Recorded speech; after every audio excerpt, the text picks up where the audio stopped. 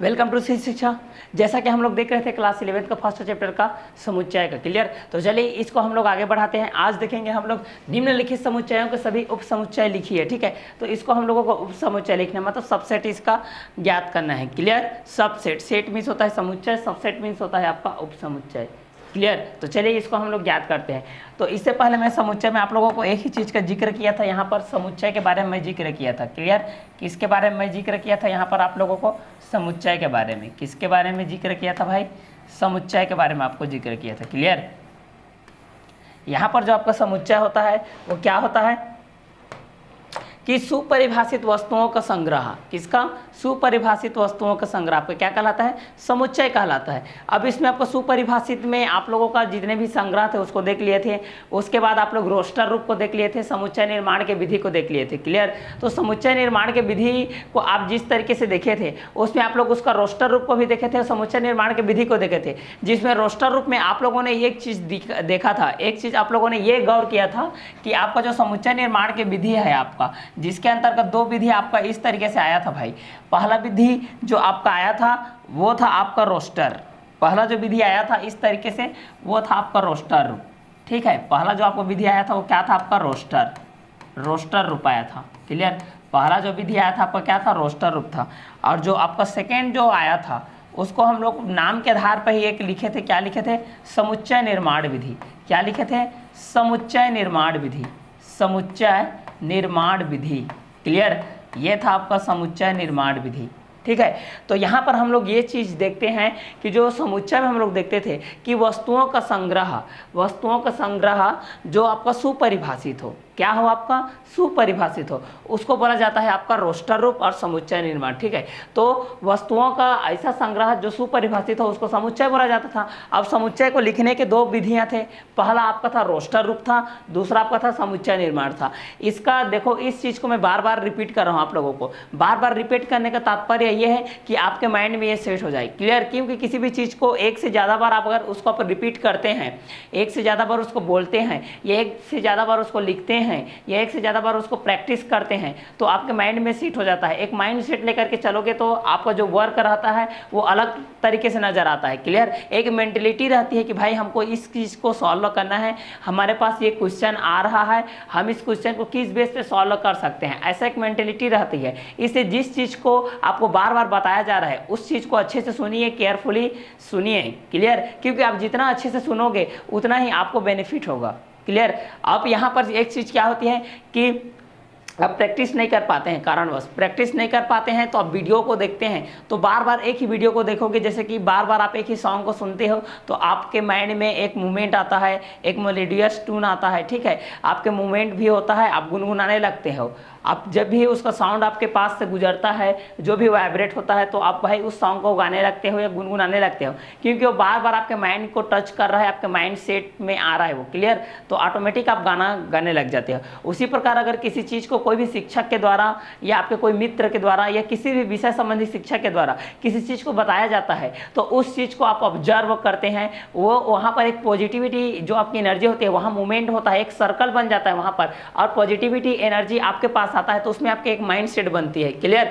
ये तो आपका कोर्स से रिलेटेड नहीं है, लेकिन इसका बताने का पर्पस ये है क्योंकि कोर्स के साथ साथ आपको आपकी मेंटलिटी किस तरीके की होनी चाहिए, आप उसको किस तरीके से देखते हैं, उस क्वेश्चन को आप किस तरीके से सॉल्व करते हैं, ये भी आपको आना चाहिए क्लियर। तो केवल पढ़ना और केवल लिखना और केवल सॉल्व करना ही मैथ्स नहीं है ना, उसके बारे में आपकी मानसिकता क्या है, मेंटलिटी क्या है, आप कैसे सॉल्व करेंगे, आप उसके बारे में कैसे जानेंगे, आप किस बेस पे उसको सॉल्व करें, इसको भी जानना आपको जरूरी है। तो हम लोग इस तरीके से दो चीज़ को देखे थे, इसको गहन अध्ययन किए थे हम लोगों ने कि वस्तुओं का समुच्चय, जो हम लोगों का वस्तुओं का संग्रह जो रहता है, ठीक है।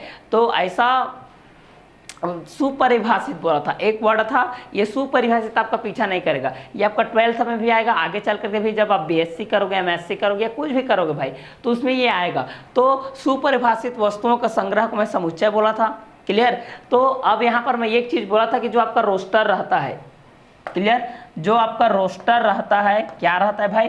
रोस्टर।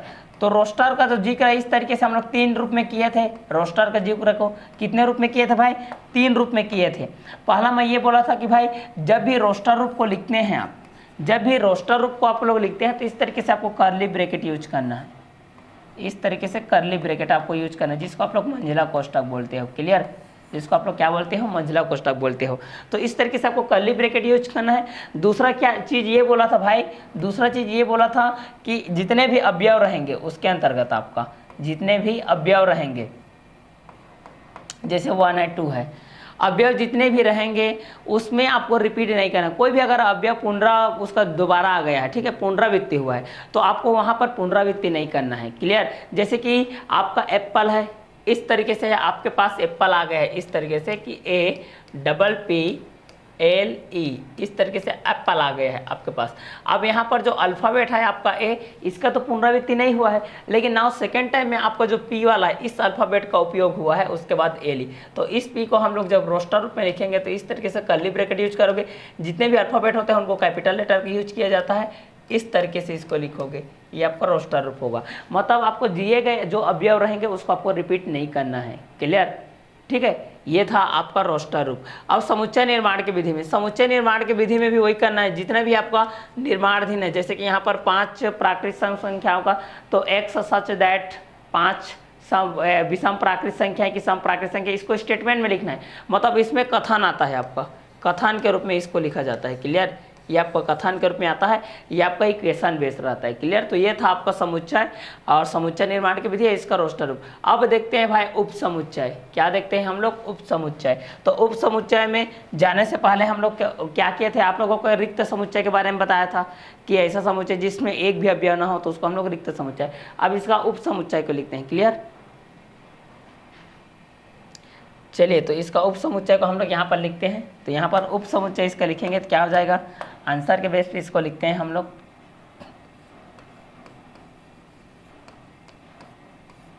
फर्स्ट टर्म आपका 0 दिया गया, फिर 1 दिया गया, 0 करेंगे मतलब पहला जो आपका उप समुच्चय का अवयव आएगा इस तरीके से।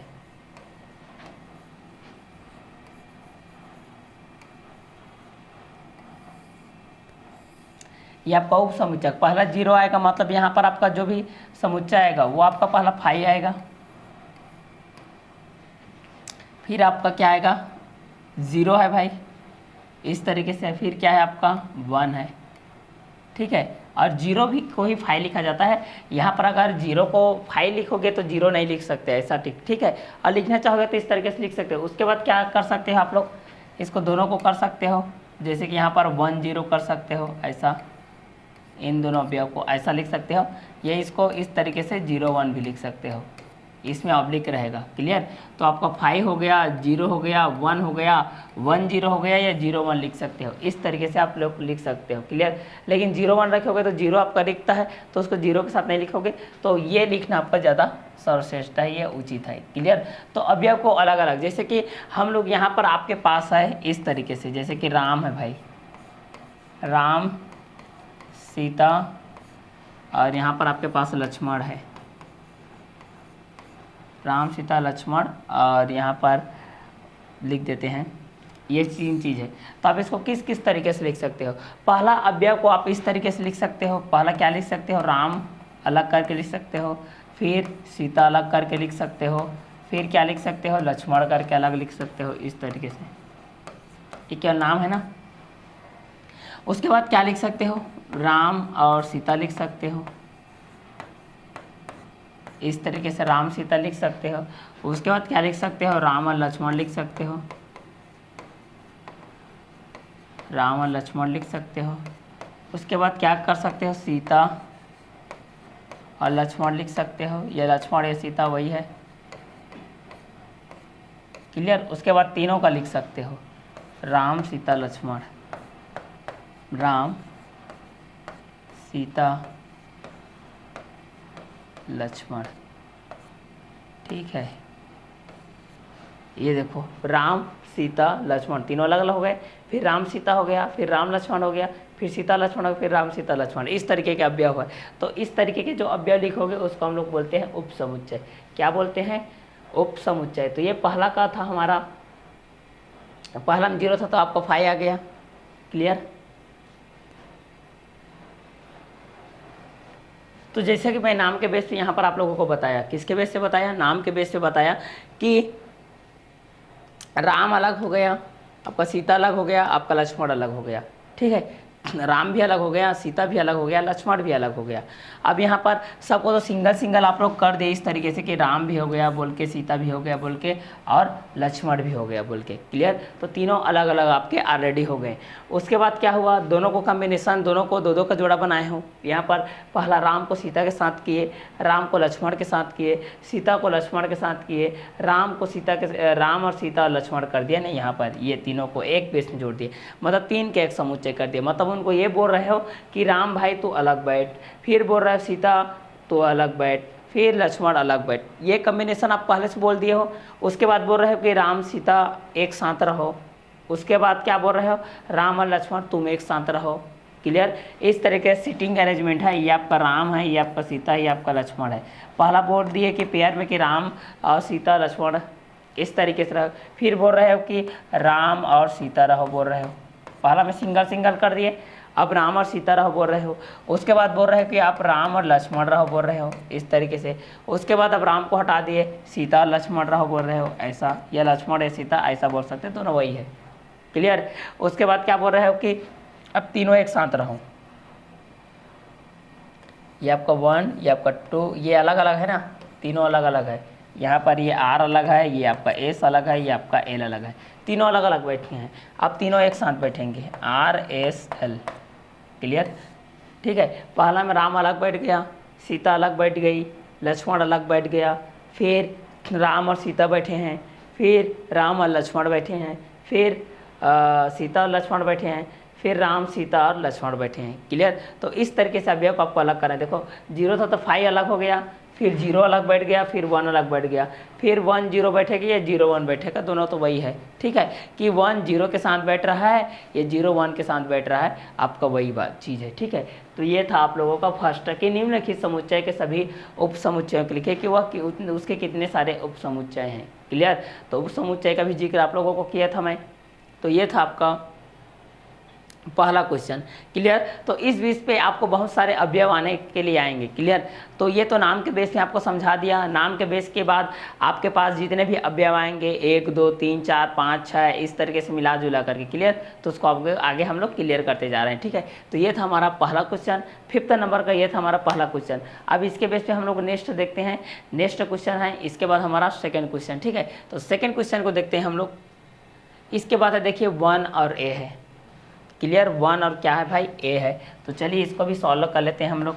यहाँ पर आपके पास दिया गया है, जो भी दिया गया अवयव इस तरीके से है आपके पास। हमारे पास जो दिया गया अवयव है, यहाँ पर अवयव है आपका 1 है, यहाँ पर आपका कर्ली ब्रैकेट है और A है।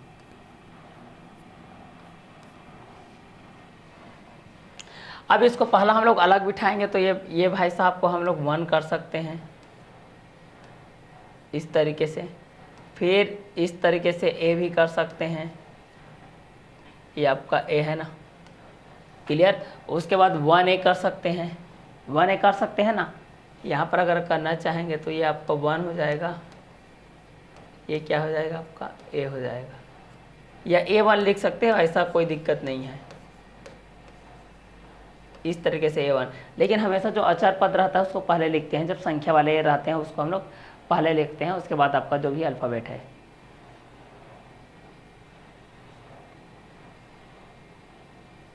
तो यहाँ 1 हो गया, यहाँ A हो गया, यहाँ पर आपको 1A हो गया। और जैसे कि रिक्त समुच्चय एक भी नहीं रहेगा, कोई भी अवयव नहीं रहेगा, तो यहाँ पर आप 5 यूज कर सकते हो, कि एक आपका यहाँ पर 5 हो जाएगा, क्लियर। अगर कोई भी यूज नहीं होता है तो आपका जैसे कि रिक्त समुच्चय कोई भी आपका एक भी अवयव ना हो उस स्थिति में, क्लियर। 0 के लिए करते हैं, और 0 नहीं रहेगा तो आप इसका यूज नहीं कर सकते, ठीक है। तो जब भी 0 रहता है तो आप 5 का यूज करते हैं कि एक भी रिक्त समुच्चय नहीं रहता। उसके बाद यहाँ पर हो गया आपका 1 हो गया, उसके बाद A हो गया, फिर 1A हो गया, या A1 कर सकते हो। लेकिन इसको नॉर्मल पेपर आप लिखोगे तो 1 और A ही लिखोगे, क्लियर। तो ये था आपका सेकेंड नंबर का, क्लियर। चलिए नेक्स्ट को हम लोग देखते हैं, इसका अगला है हमारा, इसके अगले क्वेश्चन को हम लोग फटाफट से देखते हैं, क्लियर। चलिए तो जैसे कि हम लोग देख रहे थे यहाँ पर सेकेंड नंबर क्वेश्चन को, ठीक है। तो यहाँ पर आपका उप समुच्चय कितना आ गया, यहाँ पर अगर आप लोग लिखोगे तो उप समुच्चय यहाँ पर आ जाएगा उप समुच्चय यहाँ पर आ जाएगा 5 आ जाएगा, और यहाँ पर आ जाएगा 1, यहाँ पर आ जाएगा ए। 5 आपके साथ जुड़ा ही रहेगा भाई,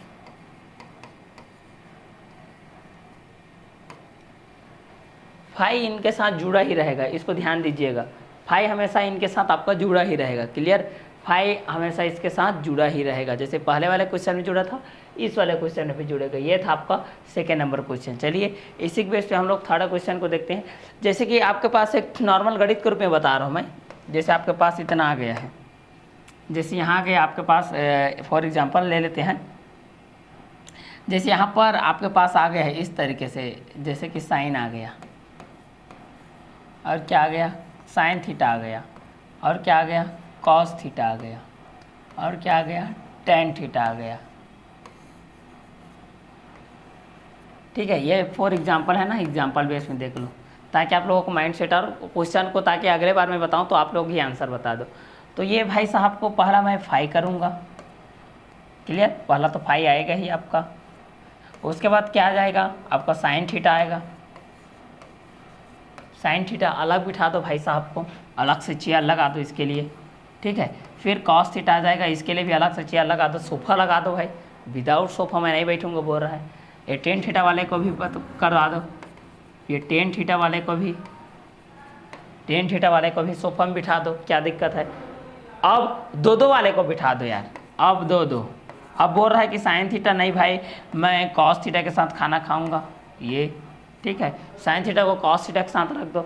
उसके बाद बोल रहा है अरे तू खा रहा है भाई, तो मैं भी खाना तो चाहूँगा, तो ये आपका साइन थीटा वाला बोल रहा है भाई टेन थीटा के साथ बिठा दो, ठीक है। तो साइन थीटा आपके टेन थीटा के साथ बैठ गया यार, क्या दिक्कत है। अब ये कॉस थीटा भी तो चाह रहा है भाई, चलो कितना साइन के साथ खाएंगे, कॉस टेन के साथ भी खा लेते हैं, तो ये आप टेन के साथ खाना चाह रहे हैं। अब ये कितना दो के ग्रुप में खाते रहेंगे यार, चलो ना तीनों मिल के खा लेते हैं, क्या दिक्कत है। तो तीनों मिल के खा रहे हैं, यहाँ पर देखो तीनों मिल के खा रहे हैं।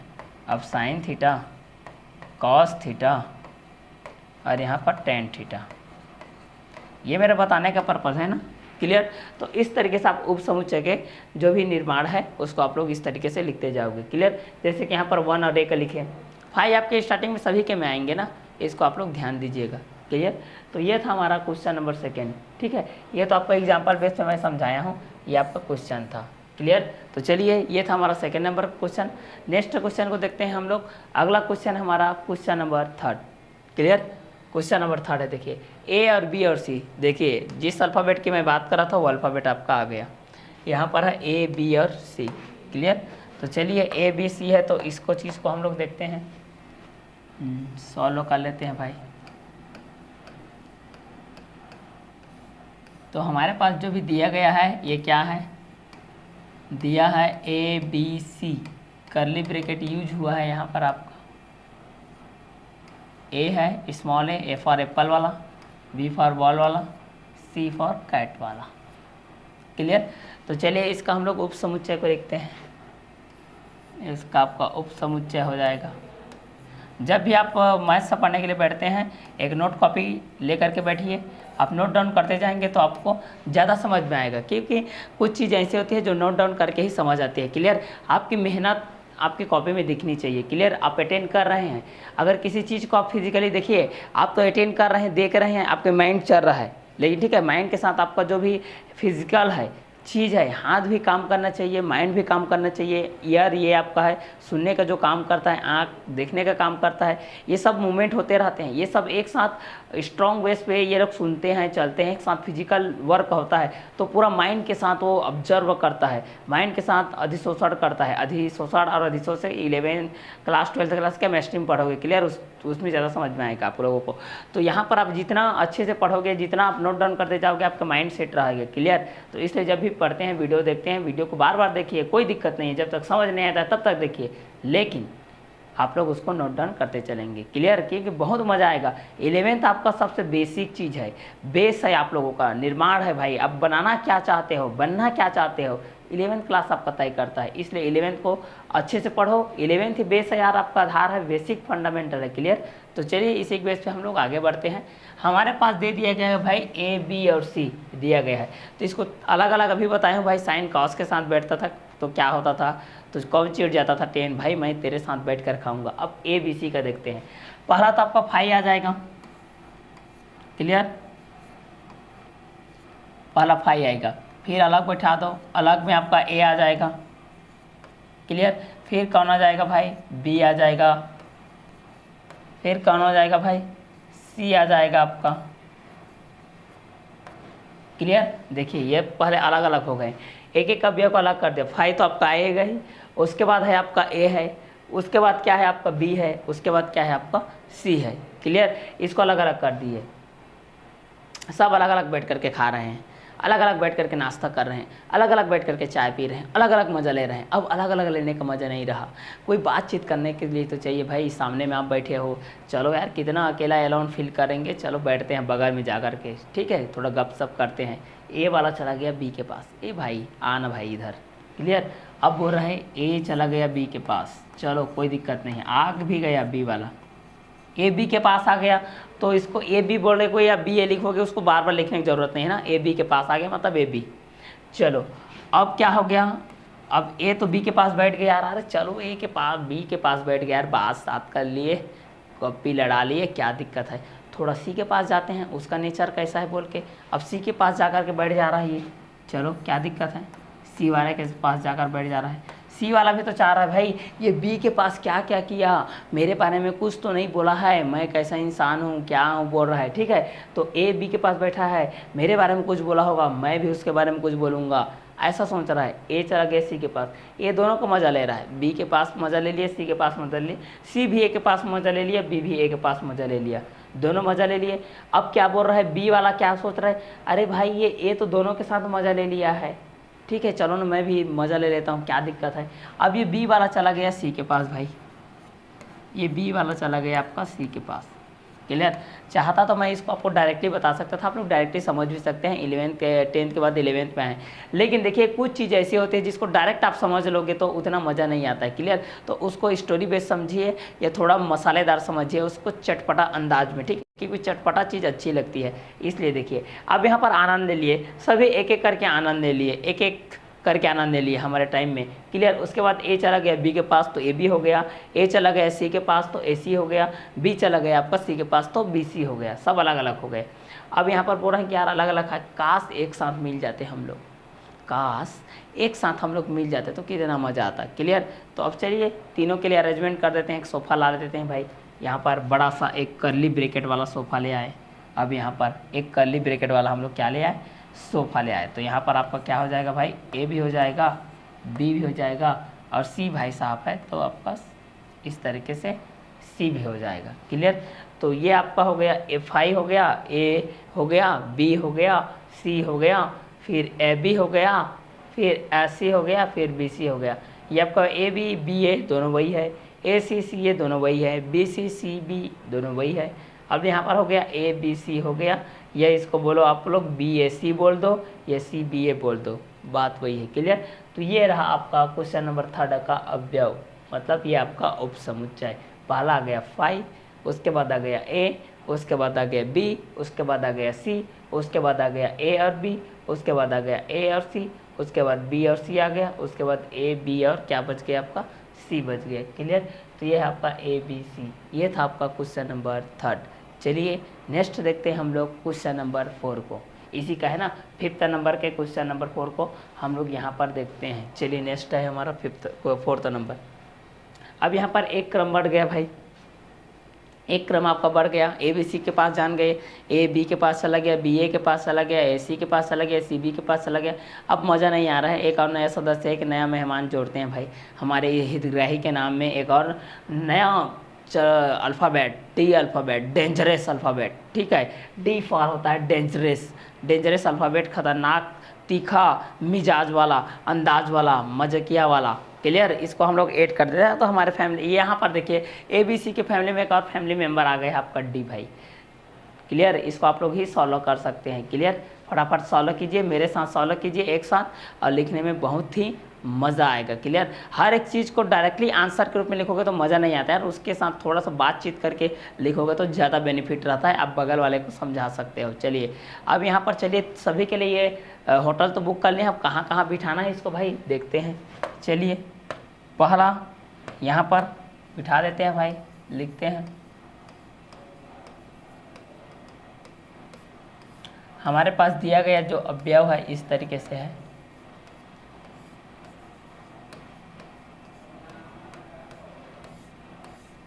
क्या दिया है हमारे पास, इस तरीके से करली ब्रैकेट यूज हुआ है, और अंदर के जो अवयव हैं वो है आपका ए है,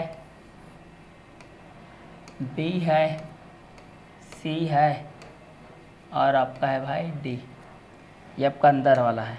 क्लियर, चलिए अब इसको हम लोग उप समुच्चय के रूप में लिखते हैं। तो पहला फाई तो आपका पीछे छोड़ेगा नहीं भाई, किसी भी हालात हो जाएगा, फाई आपका आएगा मतलब आएगा ही। ठीक है, तो फाई को चलिए लिख लेते हैं हम लोग। यहाँ पर आपका तो फाई भाई साहब आ गया अपना उत्तरदायित्व निभाने के लिए, ये आपका फाई हो गया ना, ये ऐसा है पूछ जैसे दिख रहा है ना, ये 5 हो गया। क्लियर, शिवलिंग नहीं है ना, ये सावन सोमवार चल रहा है, बहुत लोग बोलते हैं। क्लियर, अब चलिए ए वाला बोल रहा है भाई अकेला बिठा दो मेरे को, एक अकेला खाऊंगा मैं, अकेला खाने का मज़ा कुछ अलग है बोल रहा है भाई, अकेले खाने का मज़ा देख रहा है। बी वाला भी बोल रहा है अरे यार तू बैठ रहा है तो मैं भी बैठ जा रहा हूँ, क्या दिक्कत है। ये बी वाला भी बैठ गया, अरे यार आप लोग बैठोगे तो सी वाला थोड़ी पीछे रहेगा भाई, सी वाला बैठ गया। अब नया मेहमान आया हमारा, नया मेहमान नवाजी करते हैं भाई डी वाले का। चलिए मेहमान नवाजी हो गया, ए बी सी डी। चलिए इस तरीके से एक कर्ली ब्रैकेट है ना, कर्ली ब्रैकेट को तो आप लोग समझते हो, मंझला कोष्ठक, कोष्ठक 4 प्रकार के होते हैं, रेखा कोष्ठक, छोटा कोष्ठक, मंझला कोष्ठक, बड़ा कोष्ठक। क्लियर, चलिए अकेला अकेला मजा ले लिए ये लोग, अब डबल डबल के साथ मजा ले आते हैं यार, क्या बात है।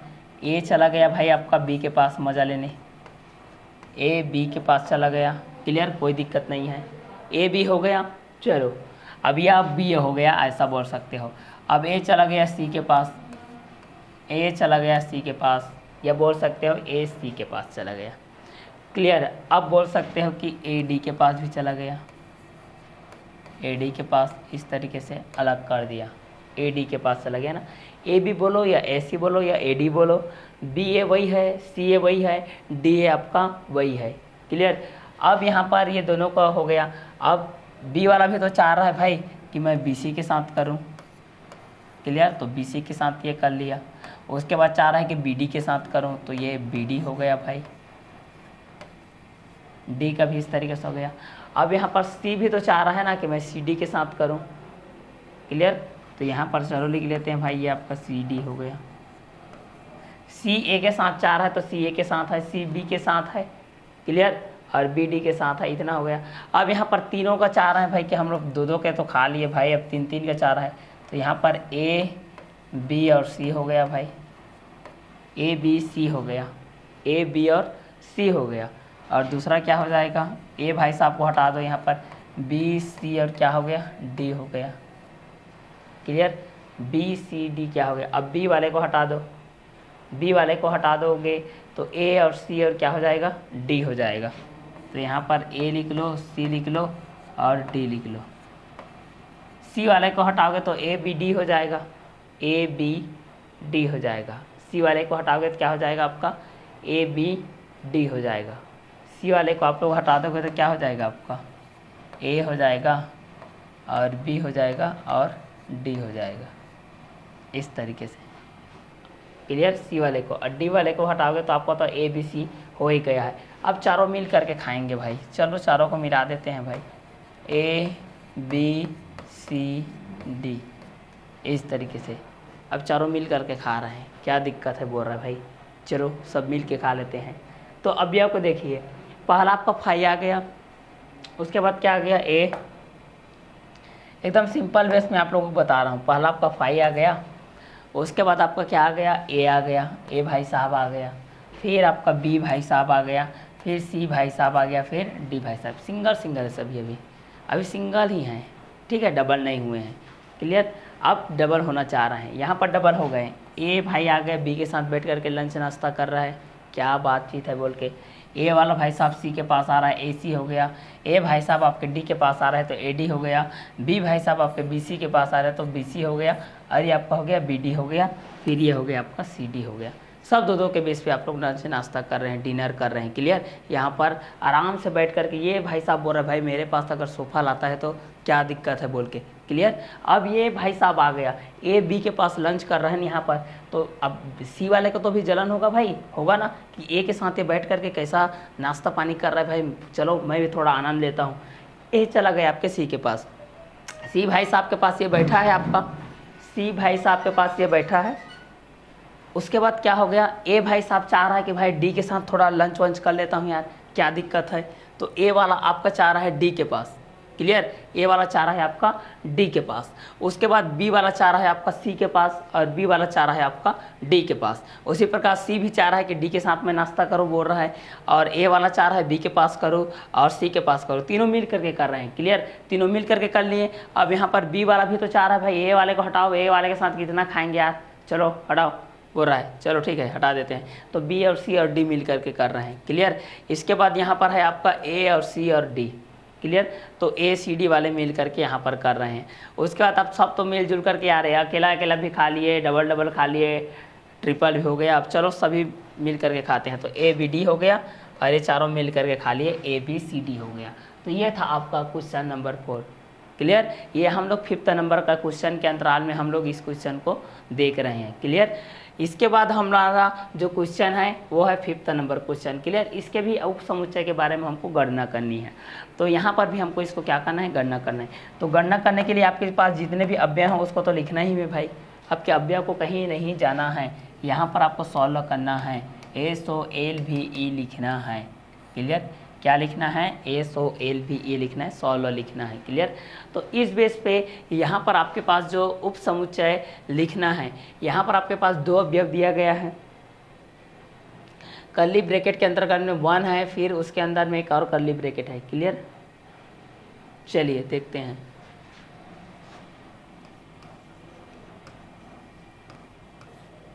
हमारे पास ये दिया गया है ना, हमारे पास दिया गया है इस तरीके से, ये भाई कर्ली ब्रैकेट है 1 है, फिर ये आप कर्ली ब्रैकेट के अंतर्गत में आपका 1 इस तरीके से है, ये भी आपका कर्ली ब्रैकेट है, मान लो यार। क्लियर। मानने में क्या दिक्कत है। चलो अब इसका देखते हैं। 5 भाई साहब तो आपका छोड़ेगा ही नहीं पीछा, 5 भाई साहब आपका पीछा छोड़ेगा ही नहीं। यहाँ पर ये हो जाएगा आपका 5।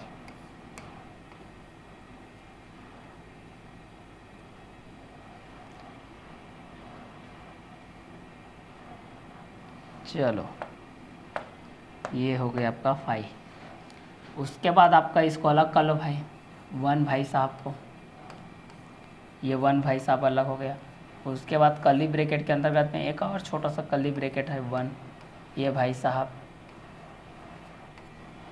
क्लियर। 5 हो गया, अलग हो गया, 1 भी अलग हो गया, और कर्ली ब्रैकेट के अंतर्गत में एक और 1 है, जो ब्रैकेट के अंदर एक और ब्रैकेट है उसमें हो गया। अब दोनों को साथ में मिलाकर लिख दो यार, क्या दिक्कत है। 1 लिख दो और इस तरीके से कर्ली ब्रैकेट में आप 1 लिख दो, ऐसा लिख दो। क्लियर। उसके बाद आप चाहोगे तो वही है, दोनों अलग अलग हो गए हैं, या अंदर में लिखो या बाहर में लिखो, दोनों इस तरीके से है। एक एक बार में तो सब अलग हो गए, इसके बाद डबल हो गया आपका, 2 चीज़ तो हो ही गया। तो इस तरीके से ये है आपका उप समुच्चय। क्लियर। तो इस तरीके से आई होप आप लोगों को उप समुच्चय को लिखना अच्छे तरीके से आ जाएगा यहाँ पर। क्लियर। तो यहाँ पर समुच्चय से तात्पर्य क्या है, स्टार्टिंग में मैं बताया। तो समुच्चय से क्या तात्पर्य है, सुपरिभाषित वस्तुओं का संग्रह। कैसा, सुपरिभाषित वस्तुओं का संग्रह। किस तरीके से, सुपरिभाषित वस्तुओं का संग्रह, उसको हम लोग क्या बोलते हैं, समुच्चय बोलते हैं। क्लियर। जो आपके लिए भी सही हो, मेरे लिए भी सही हो, अगल वाले के लिए सही हो, बगल वाले के लिए सही हो। किसी से भी क्वेश्चन पूछते हो कि जैसे कि नेचुरल नंबर के लिए बोलते हो, जैसे फॉर एग्जांपल के रूप में आप लोग नेचुरल नंबर के लिए बोलते हो कि 5 प्रथम प्राकृत संख्याओं, 5 प्रथम प्राकृत संख्या, 5 प्रथम प्राकृत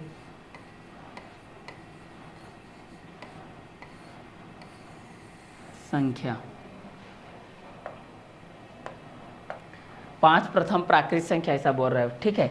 तो यहाँ पर n नेचुरल नंबर, n हो गया, रोस्टर में लिख लेते हैं प्रथम 5 प्राकृतिक संख्या है। इस तरीके से तो क्या हो जाएगा, आप लिखोगे 1 2 3 4 5, ये आ गया, ये प्रथम 5 प्राकृतिक संख्या है।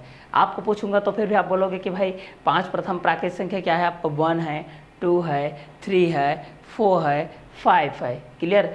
और नरेंद्र मोदी को पूछूंगा तो वो भी बोलेगा भाई 1 2 3 4 5 है। सामने वाले राहुल को पूछूंगा तो यही बताएगा भाई कि 1 2 3 4 5 है, नेचुरल नंबर है जिसकी शुरुआत 1 से होती है। सीता से भी पूछूंगा तो वही बोलेगी कि सर 1 2 3 4 5 है, नेचुरल नंबर आपका स्टार्टिंग का जो नंबर होता है आपका 1 होता है। The used of number is counting then called us, क्या होता है आपका नेचुरल नंबर, प्रथम 5 प्राकृतिक। जैसे कि मैं बोलूँगा कि प्रथम 5 सम संख्याओं, प्रथम 5 सम संख्या, ठीक है। तो प्रथम 5 सम संख्या आपका कितना हो जाएगा, 2 हो जाएगा, फिर कितना हो जाएगा, 4 हो जाएगा, फिर कितना हो जाएगा, 6 हो जाएगा, फिर कितना हो जाएगा, 8 हो जाएगा, फिर कितना हो जाएगा, 10। इस तरीके से हो जाएगा। सम में बोलने से ये है, विषम में बोलेंगे तो कितना हो जाएगा, 1 आ जाएगा। अगर विषम की बात करें तो विषम में आपको इस तरीके से आ जाएगा, विषम में कितना आ जाएगा आपका, 1 आ जाएगा, 3 आ जाएगा, 5 आएगा, 7 आएगा, 9 आएगा। इस तरीके से आपका आते जाएगा, ये आपका बढ़ते जाएगा, क्लियर। तो इस तरीके से फर्स्ट एक्सरसाइज में देखे थे, उसको रिपीट करने का, दोहराने का तात्पर्य यह है कि एक साथ लेकर के चलो, क्योंकि कई दिनों के बाद आप लोग पढ़ोगे तो फिर माइंड से हट जाता है, एक्सरसाइज याद नहीं आता है, क्लियर। इसलिए उस एक्सरसाइज को लेकर के चलोगे, एक साथ लेकर के चलोगे तो उसका अलग ही मजा है, क्लियर। और दोबारा लेकर के चलोगे तो उसका भी कुछ अलग ही मजा है, क्लियर। तो ये था 5th नंबर का, ये सभी है आपका उप समुच्चय निर्माण की विधि, क्लियर। तो इसमें हम लोग 5th नंबर क्वेश्चन को भी क्लियर कर चुके हैं। इसके बाद जब 6th नंबर आएंगे तो उसमें उचित समुच्चय कौन कौन से हैं, आपके उचित समुच्चय कौन कौन से हैं, इसके बारे में हम लोग गणना करेंगे, क्लियर। तो चलिए इसके बाद हम लोग देखेंगे उचित समुच्चय की गणना की विधि को, क्लियर। तो चलिए इसके बाद हम लोग देखते हैं उचित समुच्चय निर्माण की गतिविधियाँ को।